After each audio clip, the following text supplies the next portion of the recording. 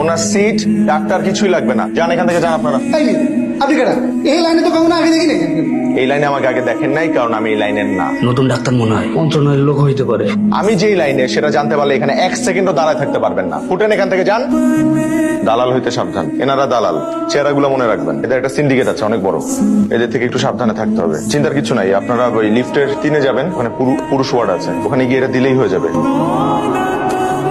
তুমি একটু রূপাকে বোঝাও না, বিশ্বাস করো আমার কিছুই হয়নি, ও আমাকে জোর করে হাসপাতালে নিয়ে আসছে। বাবাকে জোর করে হাসপাতালে নিয়ে আসছি, বাবা কোনোভাবেই হাসপাতালে আসতে চাচ্ছে না। না না আঙ্কেল, ব্যাপারটা হচ্ছে কি, আপনার কিছু প্রবলেম আছে বলেই তো রূপা আপনাকে হসপিটালে নিয়ে আসছে। আপনার বেশ কিছু ইনভেস্টিগেশন আছে, এগুলো শেষ করা মাত্রই দেখবো যে আমি রিপোর্ট দেখবো, দেন আমি আপনাকে বাড়ি পাঠিয়ে দেবো। আমার বাবা অসুস্থ জেনেও তুমি একটা দিন আমার বাবার সাথে দেখা করতে আসো নাই। ওটা তুমি কি করলা? ট্যুরের প্ল্যান করছো। রনো, আমি তোমার সাথে আর কোনো রকমের যোগাযোগ রাখতে চাচ্ছি না, আমাকে আর ফোন দিবা না। তুমি আমাকে এখন বিরক্ত করতেছো। দালালরা আবার বিরক্ত করছিল নাকি?